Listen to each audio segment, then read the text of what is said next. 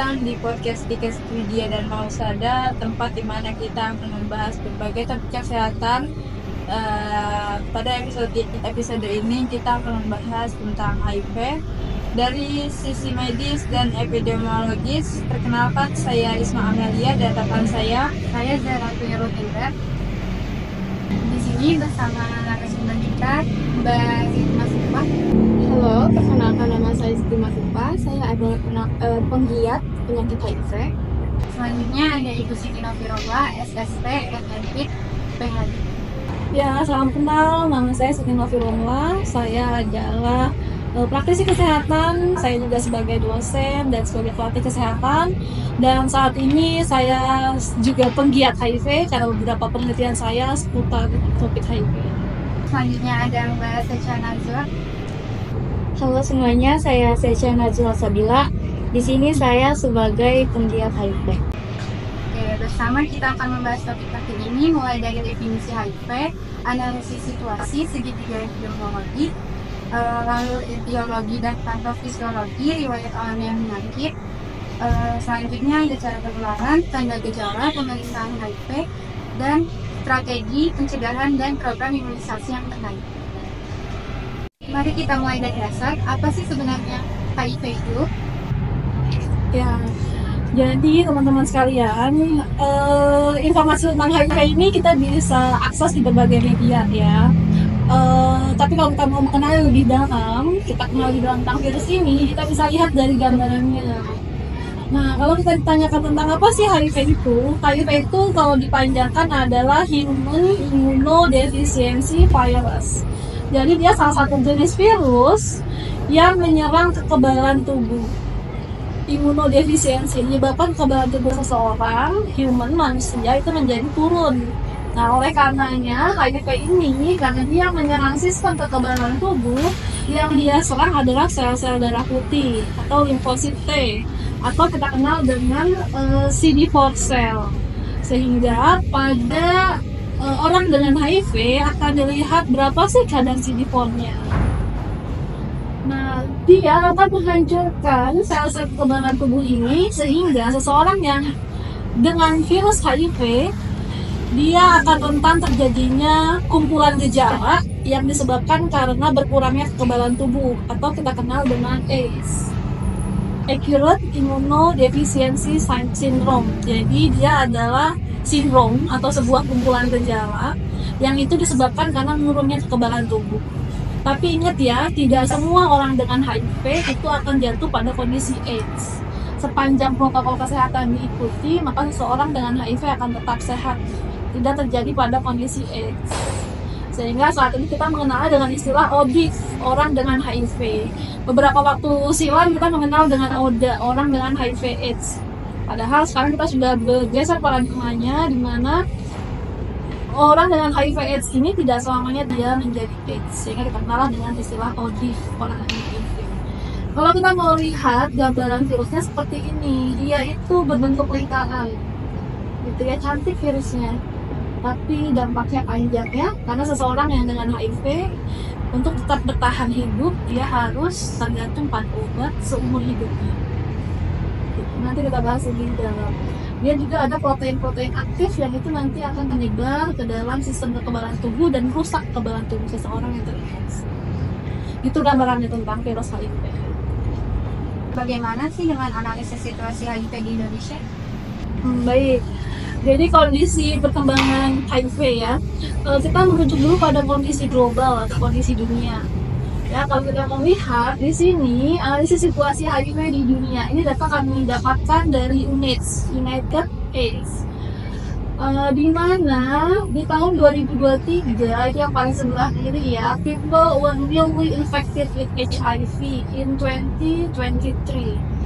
Jadi itu 1,3 million. Ini adalah new infected, berarti yang baru terinfeksi di tahun 2023 ini.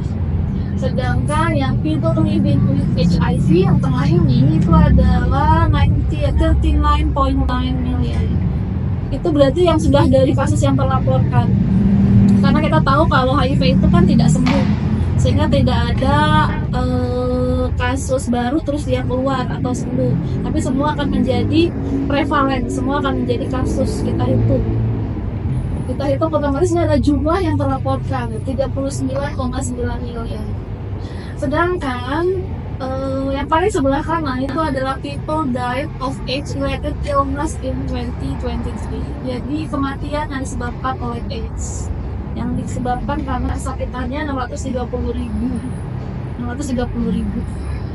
Jadi yang perlu kita ketahui dari data ini itu adalah setiap tahunnya, gambar tahun 2023 itu ada 1,3 juta yang terinfeksi, yang baru terinfeksi. Karena HIV tadi adalah dia kasus yang akan terus menjadi kasus sampai seseorang ini keluar dari kasus jika dia sudah mati. Karena tidak ada sembuh, tidak ada cure dengan pengobatan hanya untuk memperpanjang atau menyehatkan kondisi tubuh seseorang dengan HIV. Berikutnya lagi boleh kita lihat gambarannya. Ini adalah kita nih misalnya di Indonesia, Asia and the Pacific ya, kita masuk di region Asia and the Pacific.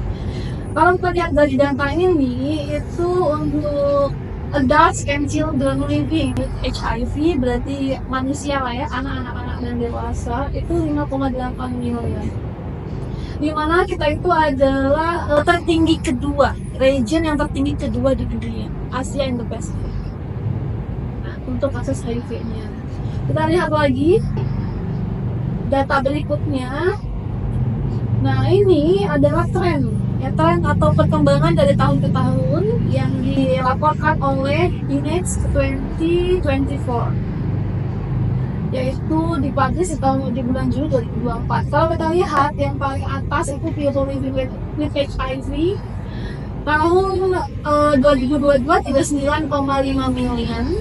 Kemudian tahun 39,9, di tahun 2023 39,9 miliar. Berarti ada peningkatan sebesar 0,4 juta kasus HIV.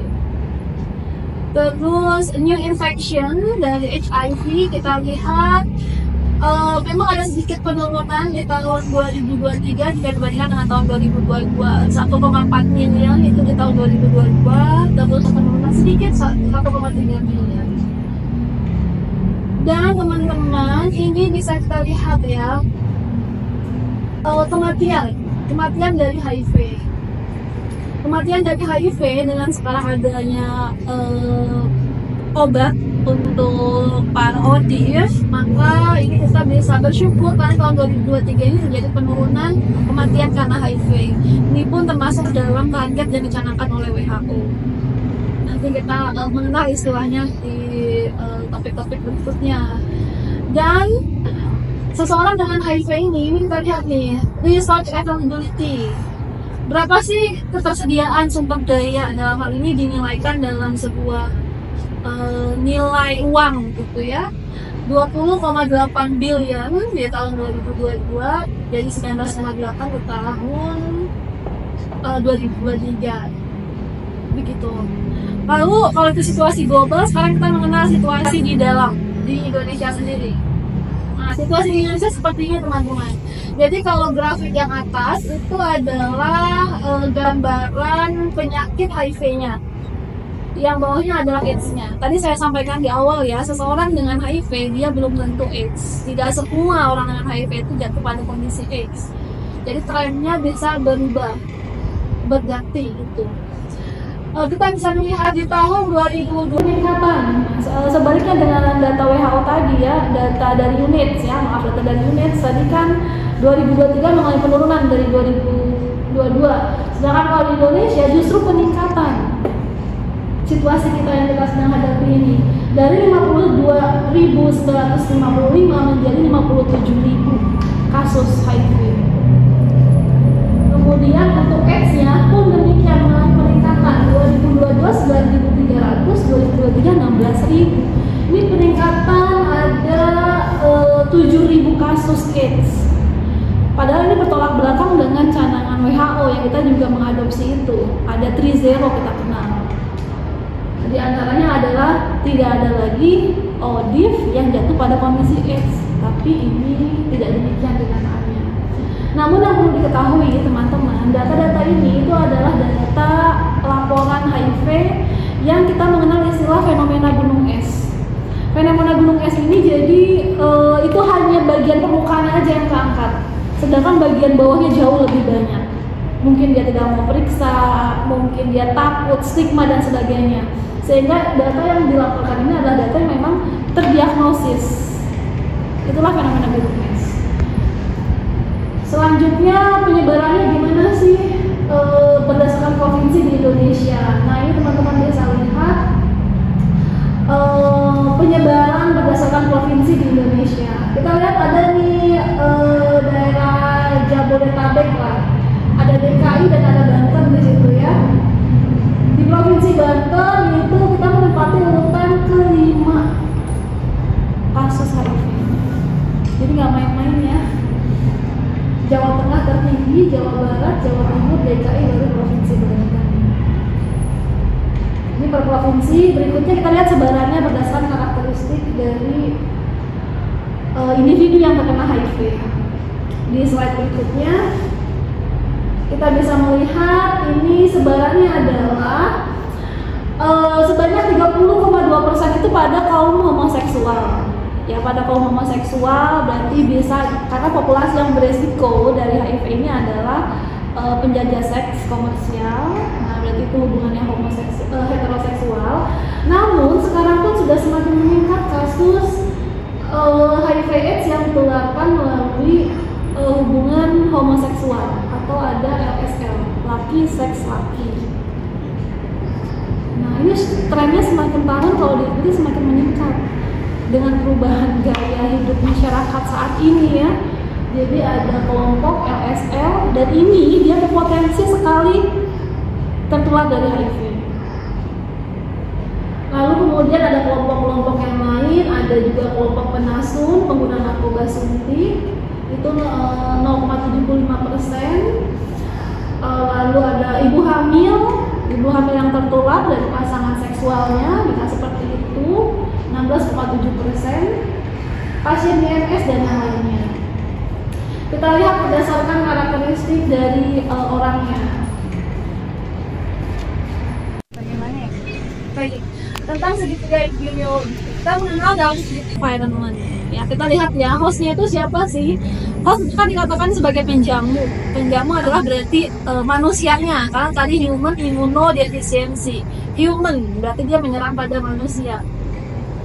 Yaitu manusia yang terinfeksi virus HIV ini.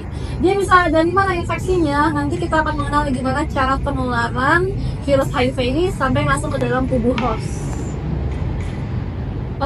Pada dasarnya segala virus bakteri yang masuk ke dalam tubuh manusia, ke dalam tubuh host itu dia akan terjadi perlawanan dulu dari dalam diri tubuh ini ya.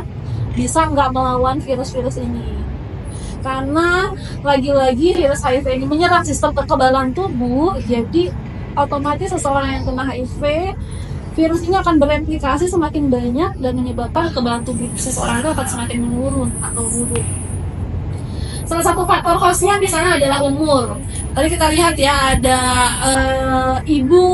bayi yang tertular dari ibu yang dengan HIV, kemudian ada anak-anak dan ada dewasa.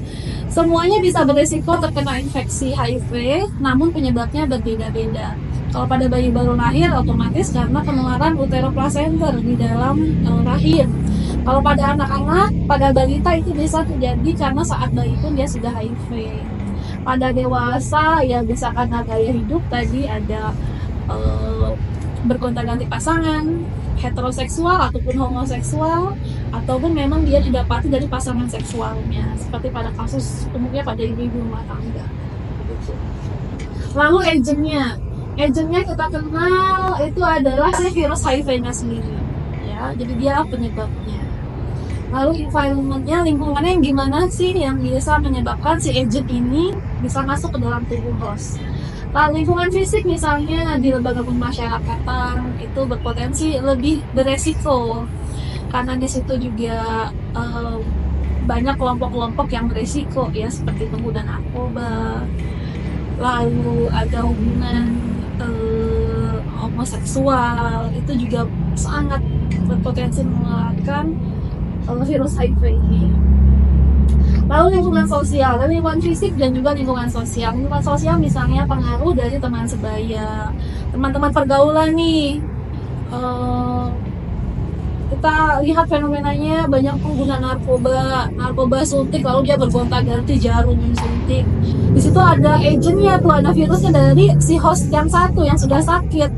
Lalu ketika dia masuk ke dalam jarum yang digunakan untuk tadi penggunaan narkoba dipakai oleh seorang yang masih sehat, maka virus ini ya masuklah, karena ada virusnya, ada pintu masuknya yaitu aliran darah, masuklah ke dalam tubuh host yang baru yang dia tadinya sehat. Lalu ada juga dari lingkungan sosial, ada tenaga kesehatan. Nah, para nakes ini karena menangani pasien berhubungan dengan darah dan dengan benda-benda tajam, jadi adalah kelompok yang memang juga riskan terjadinya penularan HIV. Oleh karena itu, precaution standar atau perlindungan diri, pencegahan infeksi itu sangat penting bagi nakes yang sedang bekerja. Lalu keluarga juga sebagai unit sosial. Keluarga membentuk karakter seseorang ya, karakter hidup, agar keluarga yang kuat ini bisa melahirkan generasi-generasi yang kuat dan memang bisa membentengi dari berbagai macam godaan di zamannya ya, seperti saat ini lah kita. Itu gambaran kurang lebihnya dari segitiga epidemiologi untuk HIV.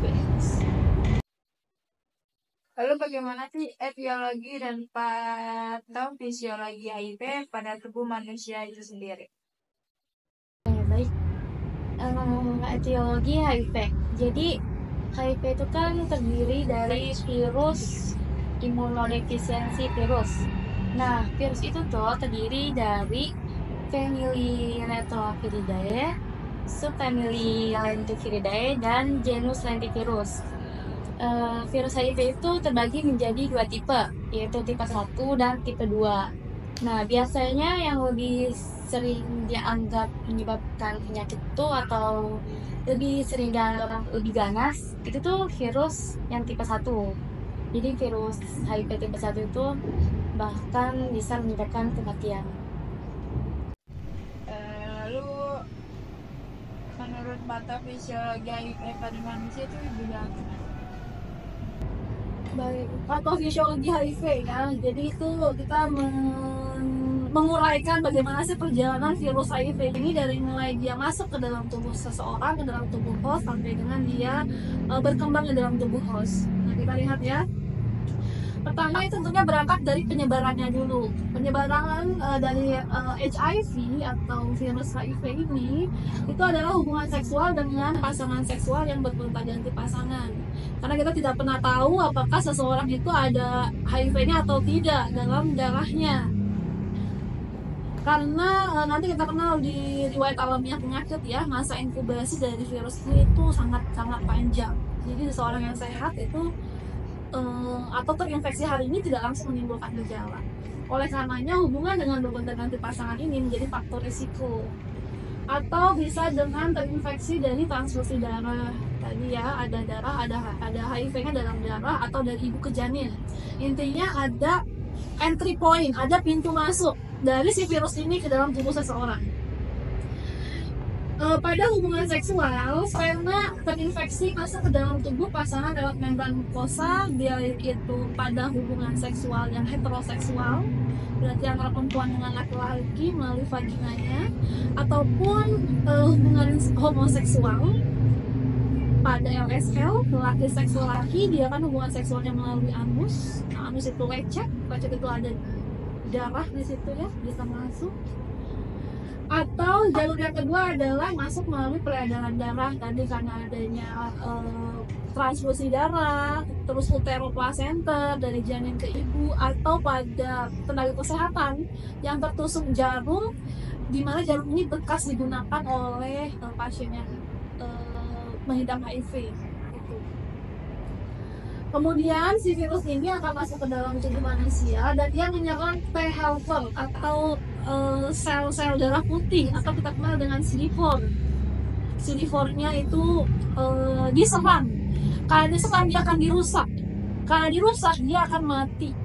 Jumlahnya jadi semakin sedikit. Padahal sel-sel darah putih itu penting untuk menjaga sistem kekebalan tubuh seseorang. Kalau dia dirusak, dia jumlahnya menurun, otomatis kita nggak punya daya pertahanan tubuh yang baik.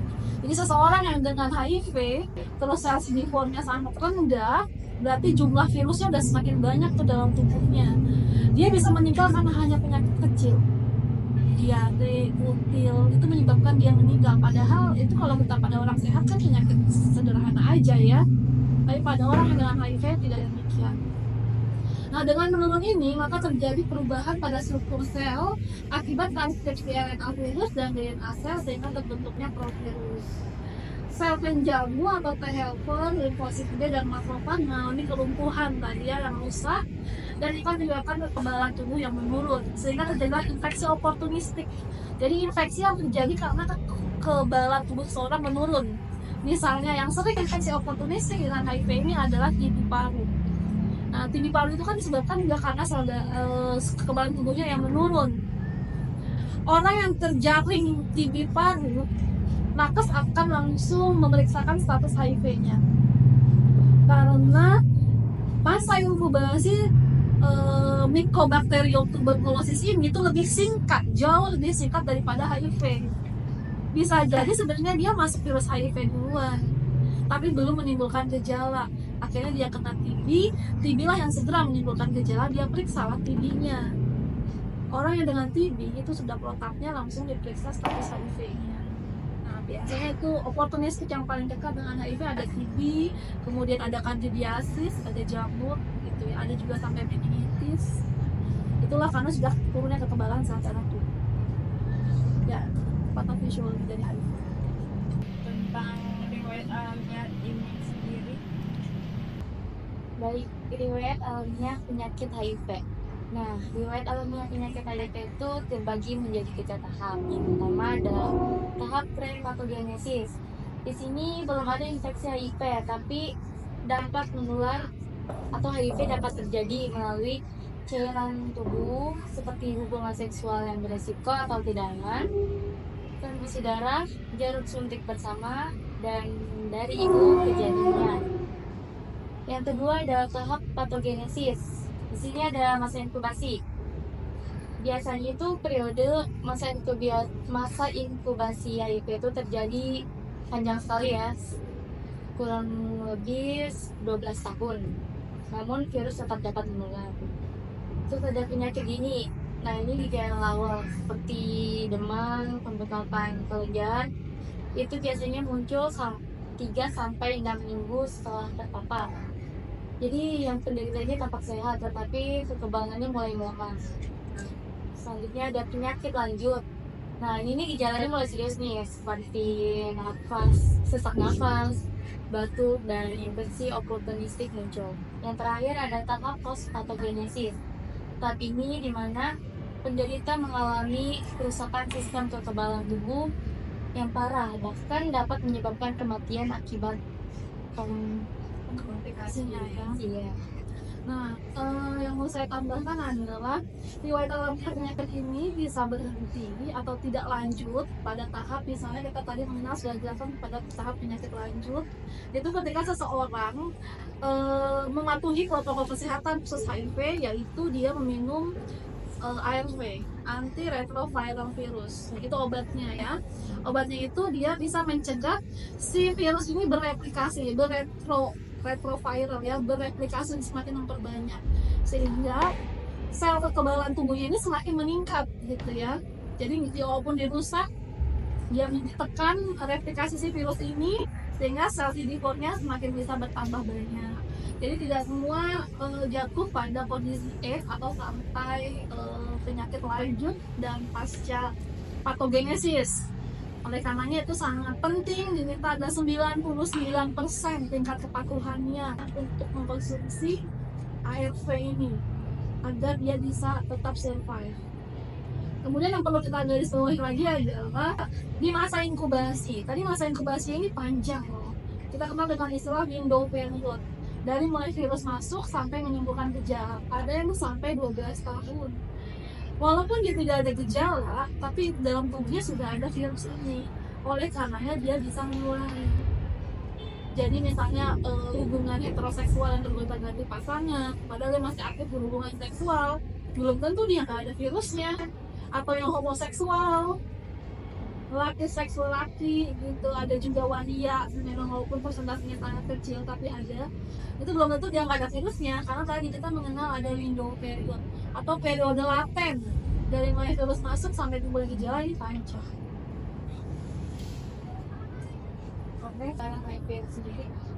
Oke, baik. Di sini ada cara penularan HIV itu sendiri, yaitu adanya hubungan seksual yang sangat berisiko banget nih tanpa menggunakan alat kontrasepsi dengan pengidap HIV itu sendiri. Nah, selanjutnya juga ada transfusi darah yang dimana transfusi darah ini atau transplantasi ini organ yang terkena HIV itu juga bisa menyebabkan penularan HIV itu sendiri juga. Selanjutnya ada penggunaan alat suntik atau benda tajam. Contohnya tuh seperti akupunktur, klinik ataupun tato yang dimana itu bisa yang terkontaminasi HIV. Selanjutnya ada penularan dari ibu dengan HIV ke bayi, yaitu dari saat kehamilan, persalinan maupun melalui ASI. Selanjutnya juga yang terakhir ada kelompok berisiko tinggi, contohnya tuh seperti berhubungan pasangan, terus pasangan dari pelanggan bekerja seks, terus yang lain itu ada pengguna narkoba, suntik yang berbagai jarum itu juga bisa menyebabkan cara penularan HIV itu. Pada prinsipnya HIV ini bisa tertular dia jika ada virusnya, ada pintu masuknya, dan ada host yang masih sehat. Ada virus HIV-nya dari seseorang, pintu masuknya mungkin ada perlukaan, ada darah di situ, lalu masuklah ke dalam tubuh seseorang. Tadi disampaikan menggunakan benda-benda tajam yang bergonta-ganti benda tajam tersebut seperti untuk tindik, untuk tato. Tentunya di situ sudah ada virus HIV-nya. Jadi memang protokolnya kalau menggunakan benda tajam diulang kembali itu harus dilakukan proses sterilisasi agar membunuh si virus-virus tadi, si kuman, bakteri dan sebagainya. Jadi sepanjang semua alat yang digunakan steril itu resikonya rendah. Kemudian dari ibu ke bayi, pada ibu hamil ada protapnya pemeriksaan HIV saat ketika hamil. Jika terdiagnosis HIV si ibu ini, maka dia sesegera mungkin diminta minum ARV. Nah, ketika si ibu ini sudah minum itu dengan tujuan meminimalkan adanya penularan dari ibu ke janin. Jadi bisa dicegah. Yang penting ibu hamil ini juga patuh terhadap pengobatan. Kemudian pada pasangan seksual, walaupun ada kasusnya pasangan katakanlah suaminya ini dia HIV, namun tetap aktif berhubungan seksual dengan istrinya, tapi istrinya tidak tertular. Ya, ada yang memang seperti itu karena jumlah sel virusnya juga belum mencukupi, terus tidak ada pintu masuknya dari si virus itu untuk masuk ke dalam tubuh manusia. Jadi kita nggak perlu terlalu khawatir dengan misalnya ini ya, mana ya, ini HIV sudah berpegangan tangan, kita makan bersama, ini sebenarnya tidak menular ya, dari air liur, dari penggunaan toilet, itu kan kadang isu-isu yang dikhawatirkan masyarakat ya. Tidak, itu bukan merupakan pintu penularan, karena HIV itu hidup di dalam cairan darah, dalam cairan sperma. Jadi kalau ada darahnya itu bisa tertular. Misalnya penggunaan alat makan bisa aja sih menular kalau memang di situ ada darah dari pengidap HIV. Mungkin kalau sudah infeksi oportunistik, banyak permukaan, tadi ada kandidiasis, jadi nggak mudah berdarah, terus itu bisa menulari. Tapi sepanjang sehat-sehat aja, apalagi tadi patuh minum ARV sampai kadar virus HIV tidak terdeteksi lagi dari pemeriksaan, sebenarnya sudah sangat patuh meminum sehingga replikasi virusnya tak terjadi atau tertekan. Oke, tadi terdapat banyak faktor untuk terkena penyakit HIV, dan antaranya ada suntik, terus homoseksual, dan bergonta dari pasangan. Oke, selanjutnya untuk tanda-tanda gejala itu ada apa aja sih? Dan di sini ada tanda gejala terkena HIV, yaitu ada kelelahan ekstrim selama beberapa minggu tanpa penyebab yang jelas. Terus selanjutnya juga ada demam, menggigil, atau keringat malam tanpa alasan yang berlangsung beberapa minggu. Nah, terus ada juga penurunan berat badan lebih dari 5 kg dalam kurang dari 2 bulan. Terus selanjutnya ada pembengkakan kelenjar yang terutama di leher ataupun ketiak. Terus selanjutnya juga ada sariawan. Di mana nih sariawan ini atau luka perdana ini bisa di daerah mulut atau di tenggorokan. Terus ada diare terus menerus. Selanjutnya juga ada sesak napas yang semakin parah, yang dimana disertai batuk kering berkepanjangan, tapi itu bukan karena flu atau merokok ya. Terus selanjutnya juga ada muncul bisul jerawat baru yang berwarna merah muda, atau ungu, tetapi itu tidak sakit. Terus bisa daerahnya tuh di daerah kulit, mulut, atau lubang madu. Oke, lalu bagaimana sih pemeriksaan HIV sendiri? Oke, pemeriksaan HIV di sini ada 3 ya, ada 2. Yang pertama ada tes antibody. Tes antibody ini merupakan pemeriksaan medis yang biasa dilakukan dengan memeriksa kandungan antibody HIV di dalam darah. Terdapat beberapa jenis tes antibody seperti rapid test, ELISA test, dan Western blot test. Nah, yang kedua ada tes antibody antigen atau yang biasa kita sebut ABAG test. Tes ini merupakan kombinasi pemeriksaan yang dilakukan untuk mendeteksi P24 antigen HIV serta antibody HIV1 atau HIV2 di dalam darah pasien. Yang terakhir ada tes PCR yang merupakan pemeriksaan HIV yang memiliki tingkat akurasi paling tinggi. Jadi kalau masyarakat atau teman-teman merasa saya merupakan kelompok yang beresiko terinfeksi HIV ini, dengan adanya paparan, maka segeralah memeriksakan kesehatannya. Karena tadi kita akan mencapai target 2030 itu 3-0.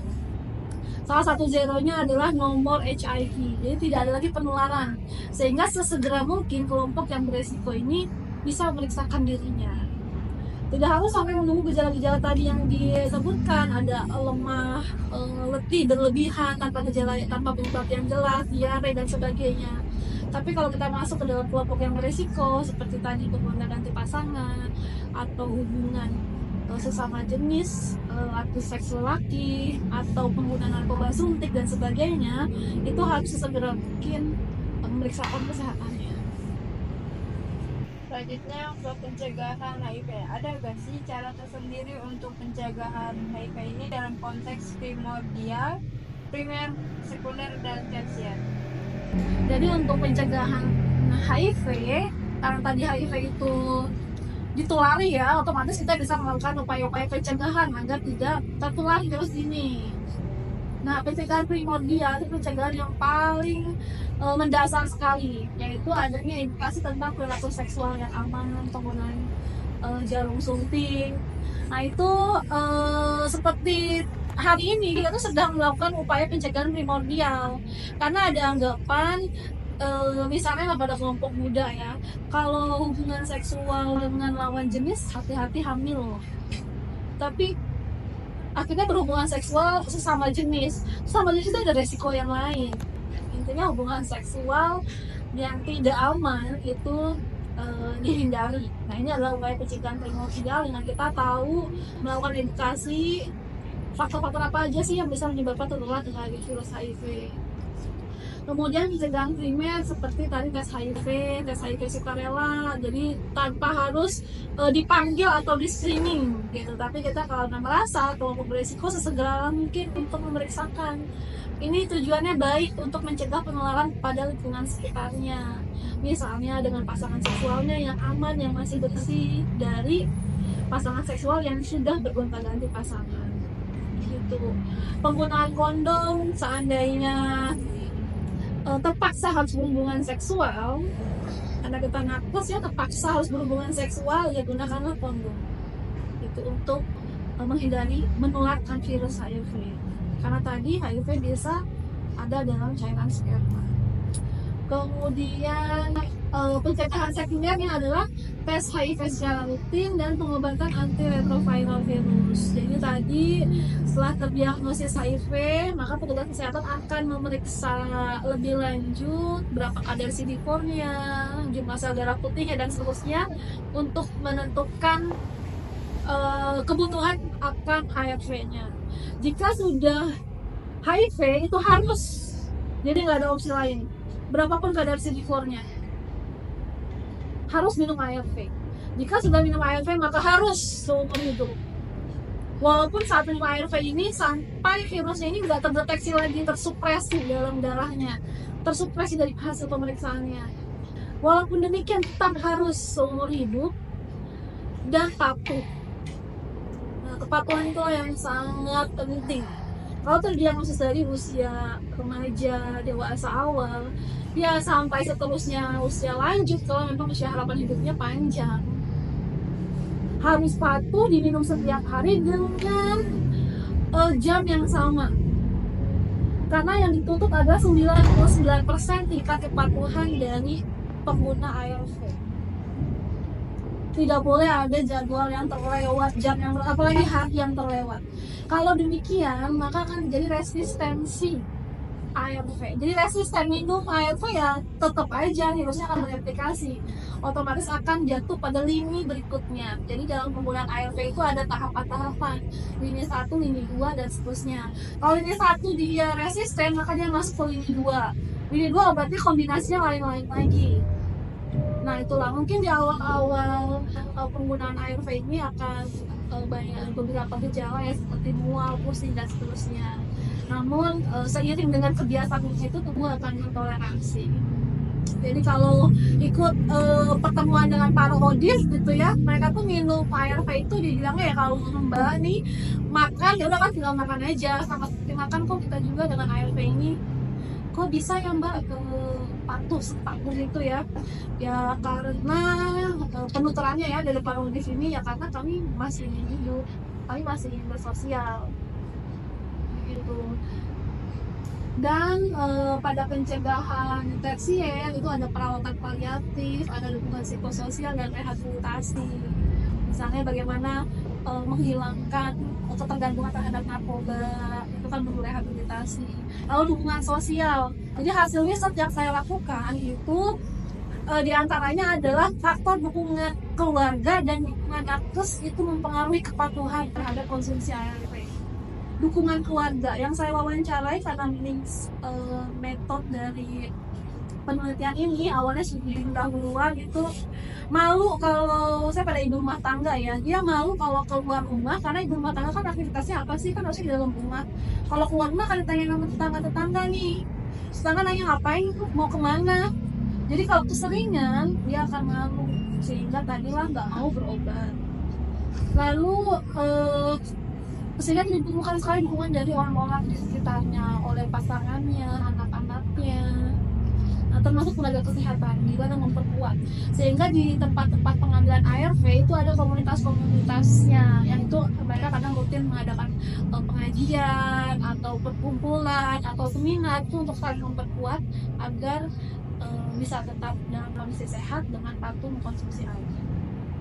Jadi pengulangannya A, B, C, D, D-nya adalah drugs, jadi hindarilah narkoba, ya penggunaan narkoba suntik ataupun narkoba jenis yang lain ya, karena itu bisa mengacaukan sistem pikiran sehingga berbuat kejahatan-kejahatan yang lain, misalnya tadi berhubungan seksual dan berhubungan dengan pasangan sebagai resiko tertular.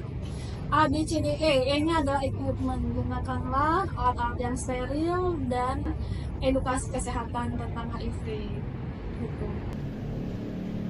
Ya yang kita tahu kan selama ini udah ada banyak vaksinasi penyakit menular, baik menular ataupun tidak di lingkungan kita.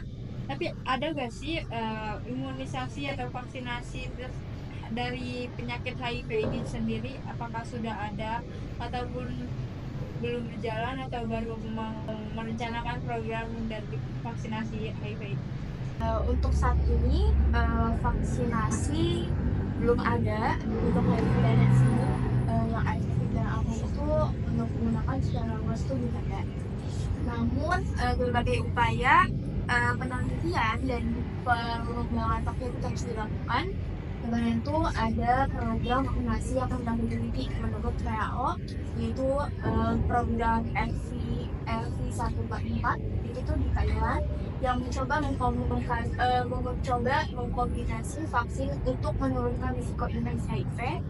Terus ada juga di Afrika Selatan yaitu program AVTN 702 yaitu menguji vaksin baru yang dimodifikasi dari MV144. Terus yang terakhir ada di Thailand itu program ALSAC yaitu mengevaluasi efektivitas vaksin yang berbasis spike virus. Ini vaksinnya belum ada ya, sehingga lebih baik pencegahan primordial itu sangat diupayakan. Tadi kita lihat juga kan menurut WHO banyak cost yang dikeluarkan untuk pengobatan HIV ini, untuk menangani HIV ini. Dari mulai tesnya sampai dengan pengobatannya yang seumur hidup. Itu bisa nggak ada, bisa nol kalau kita melakukan upaya pencegahan yang primordial. Telah sampai di akhir diskusi kita hari ini.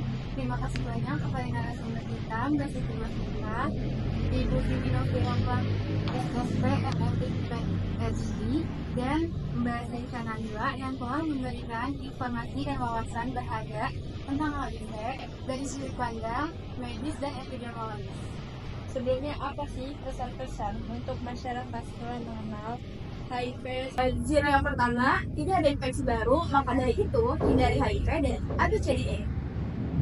Zero yang kedua adalah tidak ada lagi kasus AIDS. Dari orang sudah kena HIV, maka dia tetap sehat, tidak dalam kondisi AIDS. Zero yang ketiga yaitu zero stigma atau tidak ada stigma pada penderita HIV. Jauh virusnya, bukan orangnya. Dadah!